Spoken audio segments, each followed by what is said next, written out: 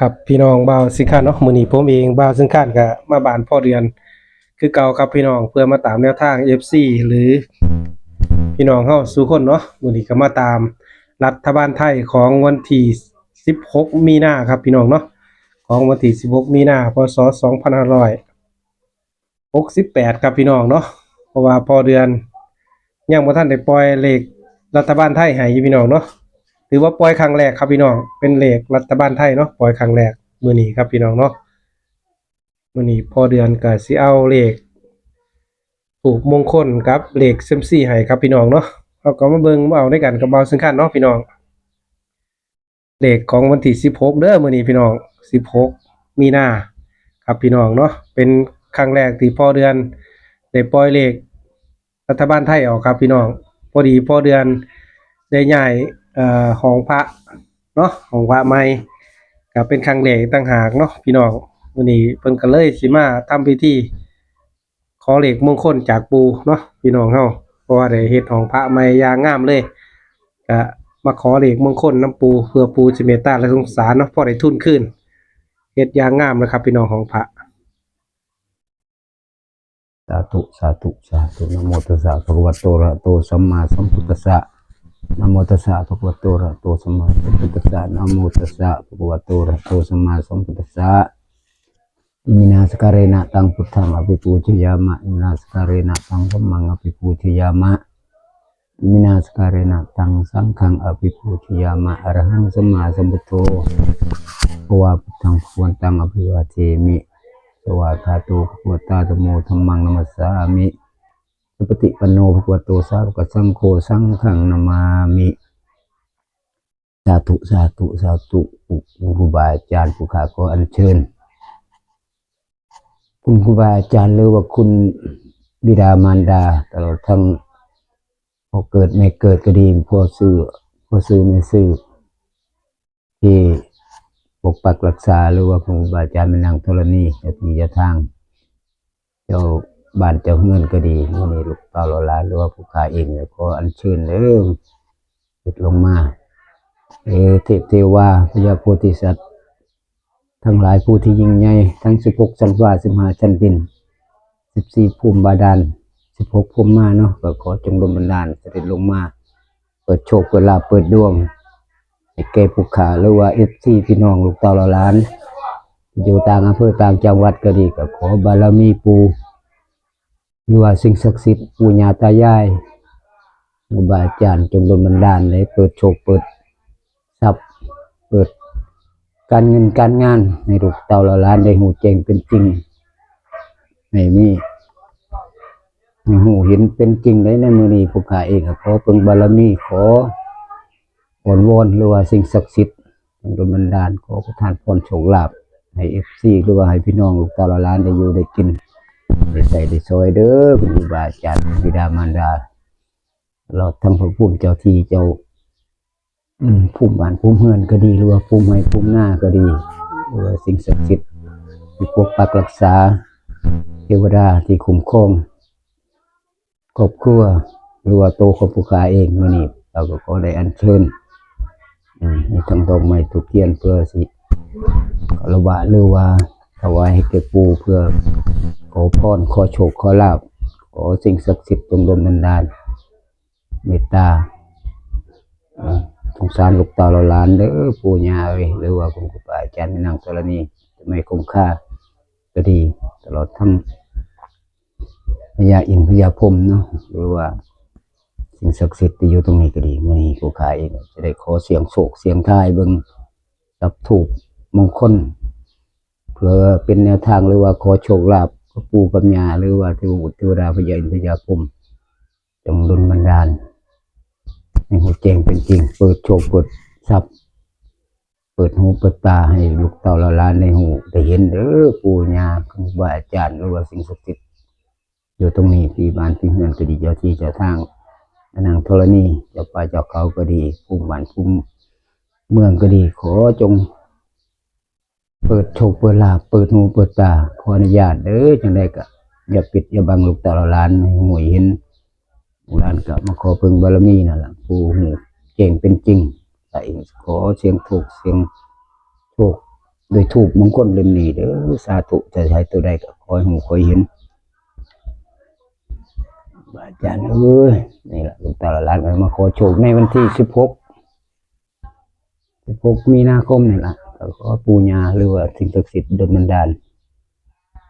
ทุกหลานเด้อ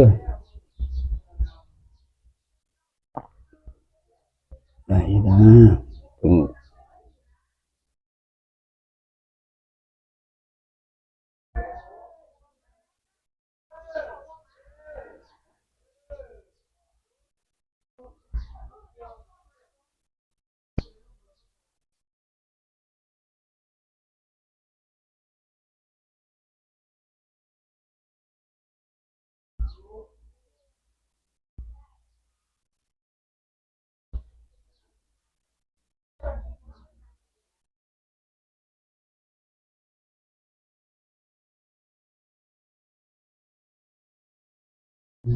รถทิมเออสาธุสาธุสาธุนะโมตัสสะภะคะวะโตอะระหะโตสัมมาสัมพุทธัสสะนะโมตัสสะภะคะวะโตอะระหะโตสัมมาสัมพุทธัสสะนะโมตัสสะภะคะวะโตอะระหะโตสัมมาสัมพุทธัสสะอิติกุมารไก่เจดีจะมหาราโภรับพาลามาขมาตุวันตุเมขอบารมีปู่หรือว่าสิ่งศักดิ์สิทธิ์เทวดาจงดลบันดาลโปรดเมตตาโชคลาภให้หัวเจงเป็นจริงเด้อคุณบาอาจารย์ตลอดทั้งพระภูมิเจ้าที่หรือว่าแม่นางธรณีคุณบิดามารดาตลอดทั้งคุณครูบาอาจารย์ผู้ข้าได้เคารพบูชาขอจงโปรดเมตตาประทานพรโชคลาภให้หัวเจงเป็นจริงเด้อในทุกเสียงไทยเรื่องนี้ล่ะให้ตัวใดตัวใดก็ขอให้หูขอเห็นเป็นรัฐบาลไทยเด้อในวันที่16มีนาคม2568นี่ขอบารมีปู่ดลบันดาลสิ่งศักดิ์สิทธิ์โปรดช่วยเหลือลูกตาละล้านเปิดโชคเปิดทรัพย์ให้หัวแจ้งเป็นจริงข้าก็ขอเพิ่งบารมีคุณครูบาอาจารย์นั่นแหละดลบันดาลขอให้หูเห็นสาธุ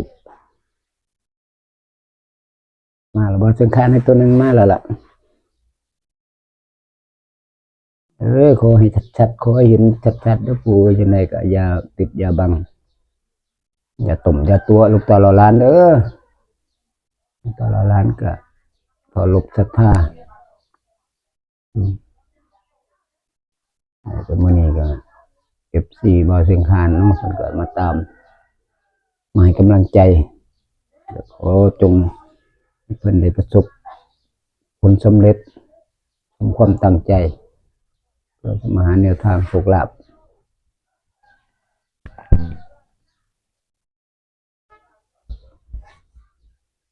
สาธุสาธุ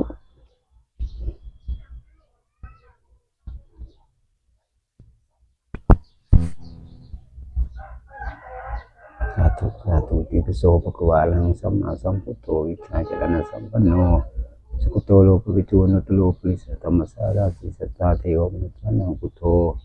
ภะคะวะติสวากขาโตพุทธาธัมโมสันติโกกาลิโกเอตัสโกวินัยโกปัจจังเวทิโยนิติสุปฏิปันโนภะคะวะโตสาวกสังโฆสุปฏิปันโนภะคะวะโตสาวกสังโฆยายาปฏิปันโนภะคะวะโตสาวกสังโฆสามีจิปฏิปันโนภะคะวะโตสาวกสังโฆเราในโยปาในโยทัพพิเนโยอัญชลีกรณีโยอนุตตรังพุทธะเทตังอุปสาติอิโสภะคะวะอะระหังสัมมาสัมพุทโธวิชชาจรณะสัมปันโนสุขโตโลกุทู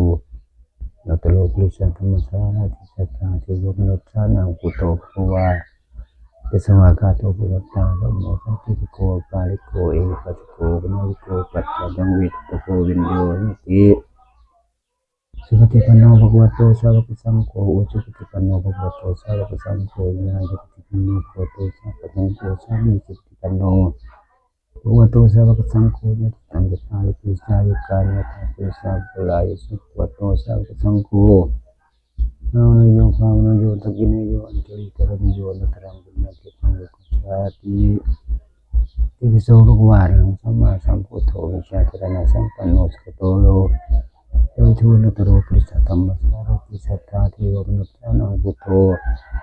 ภวาติสวากขาโตสัพพตาธัมโมโกกาลิโกเอติโกปลายโกปัจจตังเวทิโกยังเจสุปฏิปันโนภะคะวะโตสาวกสังโฆสุปฏิปันโนภะคะวะโตสาวกสังโฆสังฆสุปฏิปันโนภะคะวะโตสาวกสังโฆญาญาปฏิปันโนภะคะวะโตสาวกสังโฆยันตังกิตาลิปุริสะยุคานิตังปิสาวิกลา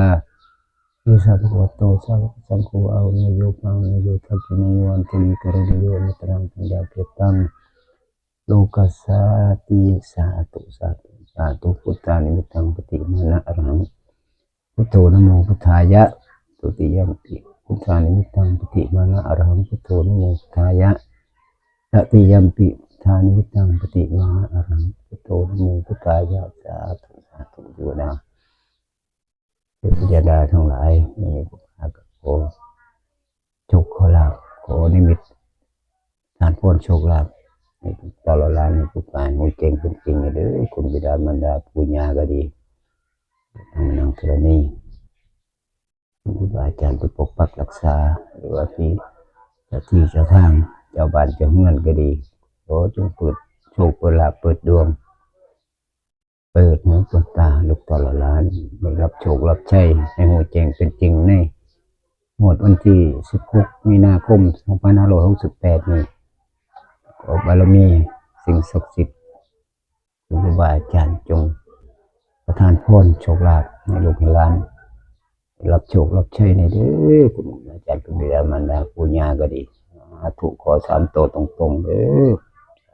ปังๆเฮงๆแม่นอยู่นี่แหละจังว่าขอพรขอบารมีนี่แหละปู่ขอ3 ตัวตรงๆให้พี่น้องให้ FC เพิ่นได้รับโชครับชัยนำกันไปบ่ได้อยู่ได้กินเองก็ได้แต่ภาวนาสิ่งศักดิ์สิทธิ์จนดลบันดาลให้แน่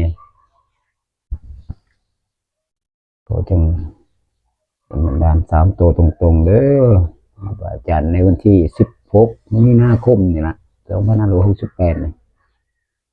ขอให้หูแจ้งเป็นจริงขอให้หูให้เห็น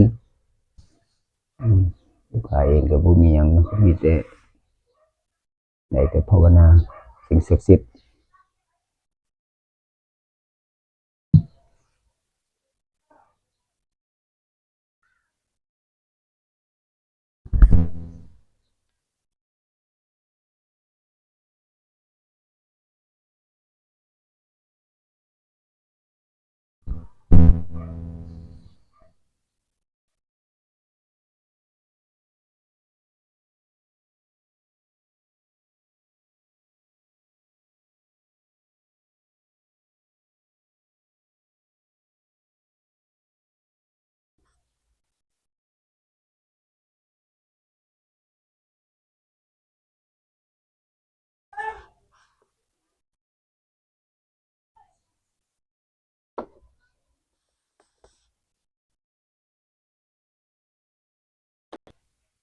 แต่ว่าแม่นอีหลี4เลย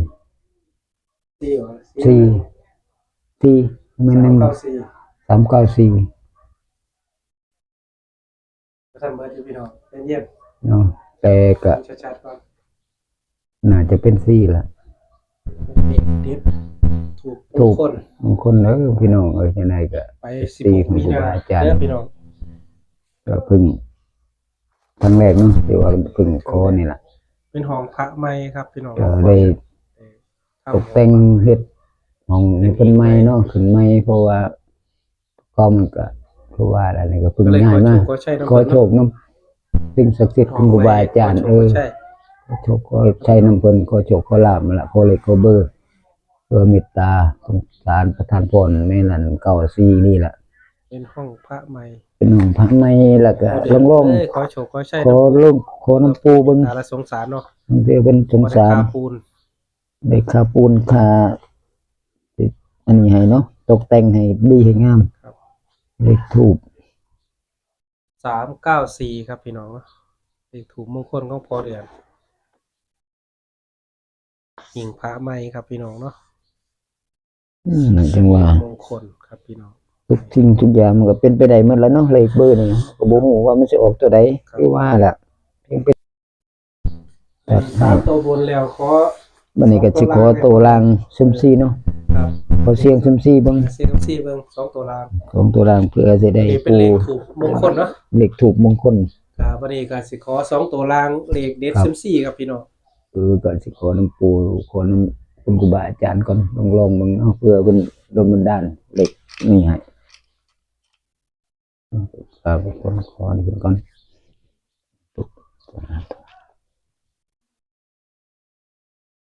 สาธุสาธุเด้ออาจารย์เลยสิ่งศักดิ์สิทธิ์บิดามารดาตลอดต้องปู่ย่าสิ่งศักดิ์สิทธิ์ดลบันดาลมื้อนี้ผู้กาเองก็สิได้ขอเสียงเซียมซี่เนาะเพื่อหาโชคลาภเพื่อว่าจะได้นำไปใน FC เพิ่นได้นำไปเสี่ยงโชคในวันที่16มีนาคม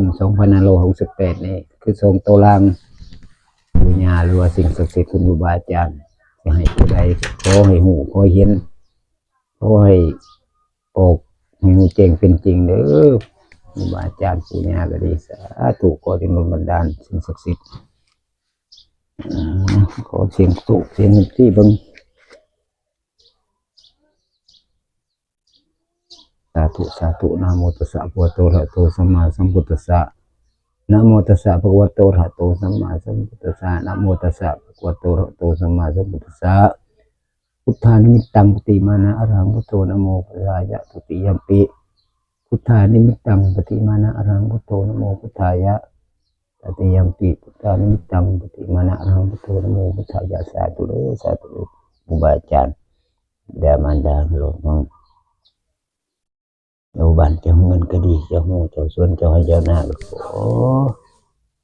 สูตรแสดงปาฏิหาริย์ให้หูแจ้งเป็นจริงขอโชคขอลาภโสทรงตรงลางเด้อคุณครูบาอาจารย์ปู่ย่าตายายก็ดีขอให้หูขอเห็นในถูกไปในเซยมซี่ลูกค้าเองก็จะได้ขอเสียงทายเบิ่งปู่ย่าสิให้ตัวใดก็ขอให้หูขอเห็นขอให้ออกมา2ตัวเด้อปู่ย่าสาธุสาธุสาธุแต่จังไดก็เป็นบันดาลเด้อสาธุสาธุ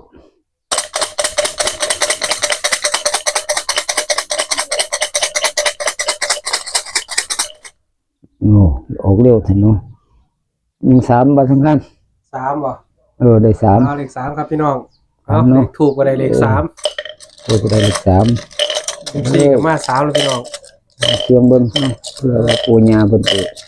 เราติดตาทั้งสามจับตัวมันออกเด้อ โอ้ ปู่ จับตัวใดมันสิออกก็ขอให้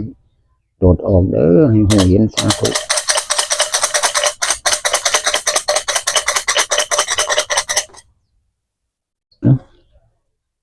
ใช่ละเลข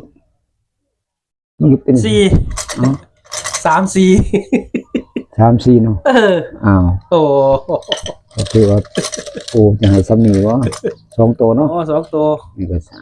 สองตั ธุ ว เอ้ยที่ให้มากก็คือ 14ก็ได้34พี่น้องเลขถูกได้394 นำไปเบิ่งไปเลี้ยวพิจารณาในเด้อให้เขา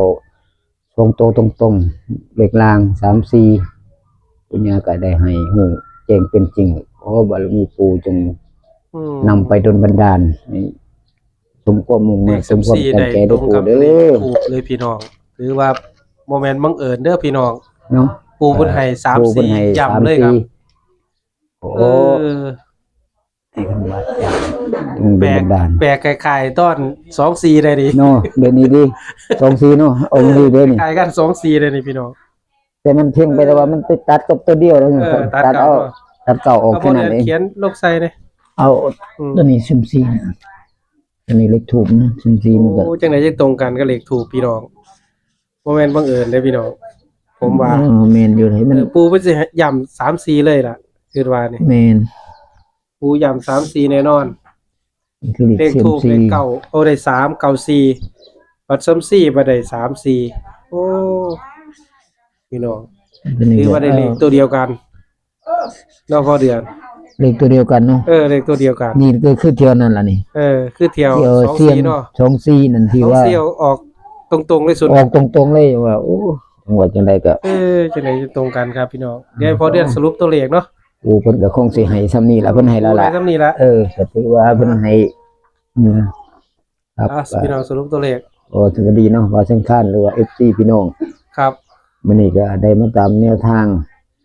รัฐบาลไทยในงวดวันที่16มีนาคม2568นี่ก็ได้จุดธูปมงคลหรือว่าถูกเสียงทายขอปู่ย่าหรือว่าคุณครูบาอาจารย์ ครับ ที่อยู่ปกปักรักษาอยู่บริเวณนี้ก็เพิ่นก็ได้คุณครูบาอาจารย์เพิ่นก็เลยได้394 ครับ 394นี่คือเลขทูปเนาะเลขทูปก็เลยมาตัดให้94 ครับ 34เนาะตัด34ให้ ครั เนาะ บ พอเดือนไปตัด3เก่าไว้เด้อพี่น้อง แต่ว่า39เนาะขาดอยู่ตัวหนึงครับ ขาด บ่เป็นหยังดอก FC ก็ไปหมุนเอาเองเนาะ หมุนเอาเองเนาะ ครับ ก็เลยหลังจากได้เลข3ตัวแล้วเนาะก็เลย ครับ ขอเสี่ยงเซ็มซี่เบิ่ง ครับ ว่าเพื่อคุณครูบาอาจารย์เพิ่นจะให้หรือว่าสิ่งศักดิ์สิทธิ์เป็นบันดาลให้ เสียคำซี่ไป2ตัวลางเนาะ เสี่ยงเซ็มซี่2ตัวล่างก็คือได้34เนาะ ครับ 34ได้ก็ 3-4ตัวเดียวกัน ลองเบิ่งเนาะเพราะว่าผมก็เป็นคือเฮ็ดของพระเพิ่นใหม่ก็เลยได้เพิ่งครั้งแรกล่ะขอเพิ่นนี่ ครับ ว่าเพิ่นสิเป็นบันดาลให้บ่เนาะว่าปู่คุณครูบาอาจารย์หรือว่าสิ่งศักดิ์สิทธิ์ปู่ย่าก็ดีแต่คงคิดว่าคงสิให้อยู่ดอกเพราะว่าเป็นครั้งแรกเนาะ ครั้งแรกพอได้ค่า ลอง ปู เบิ่ น ง ค่าอีทขึ้นเนาะ พอได้ค่าปูนค่าทรายค่าหยังก็คันเป็นไปได้เนาะพอได้ตกได้แต่งให้ดีให้งามกว่าเก่าให้ พอเฮ็ดบ่ทันแล้วอยู่ เพราะว่าเฮ็ดบ่ทันแล้วยังขาดหลายอยู่ งบประมาณ ปู่ย่าเพิ่นก็คงสิดลบันดาลให้ว่าคิดว่านะครับ ผม อะไรก็ขอให้ฝากไป14ลองนำไปพิจารณาซอยกันเบิ่ง ครับผม เพื่อเป็นไปได้มักก็ตามบ่มักก็ผ่านไป ครับผม ผมก็เป็นเพียงแนวทางให้ FC ได้ไปวิเคราะห์เบิ่งไปใส่ดุลพินิจเนาะ ครับผม เพราะว่าการเสี่ยงโชคนี่มันก็มีความเสี่ยง 100%อยู่ว่าล่ะ ครับ เฮามักก็ตามบ่มักก็ผ่านไปก็ถือว่าเบิ่งเพื่อศึกษาเพื่อเป็นแนวทาง ครับผม ให้ FC จงมีโชคมีชัยมั่นหมานกันทุกผู้ทุกคนขอบารมีปู่ศักดิ์สิทธิ์ด้วยคุณครูบาอาจารย์สิ่งศักดิ์สิทธิ์อยู่ตรงนี้ล่ะจงนำไปดลบันดาลให้แน่ ครับ พี่น้อง FC เพิ่นได้หมดหนี้หมดสินหรือว่าได้มีอยู่มีกินเนาะ ครับผม เพื่อเป็นสะพานบุญให้ FC เพิ่นว่าเป็นบุญเป็นกุศลล่ะ เอาถ่ายคลิปแล้ว เนาะ ขอให้ ก็ FC เนี่ย ขอหวัดดีบ่าวสังขารเนาะมื้อนี้ที่ได้มาตามแนวทางโชคลาภในวันที่16มีนาคม2568นี่ก็มื้อนี้ก็คือได้ขอจุดธูปมงคลขอปู่หรือว่าขอสิ่งศักดิ์สิทธิ์คุณครูบาอาจารย์ก็ได้ตัวเลขคือ394ปู่เพิ่นก็จุดธูปขอก็ได้394แล้วก็เลยได้ขอ